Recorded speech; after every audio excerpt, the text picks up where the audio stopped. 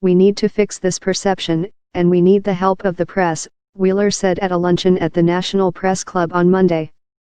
"The public needs to know how far we've come, as a nation, protecting the environment."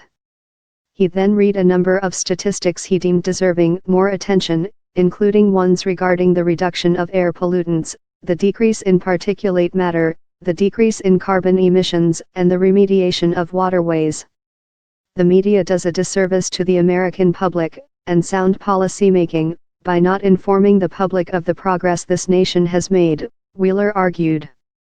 A former energy lobbyist, Wheeler has previously downplayed the effects of climate change, and Monday's remarks began and ended with media criticism, which Wheeler delivered firmly but without employing Trump's favored slight, fake news.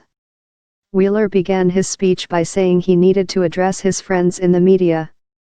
He pointed out that Americans have an increasingly negative impression of the environmental condition of the nation, citing a Gallup poll. Wheeler did not acknowledge climate change as a possible reason Americans have an increasingly pessimistic view of the nation's environmental health. The same Gallup poll he cited found that an increasing number of Americans believe there is insufficient coverage of global warming in the media.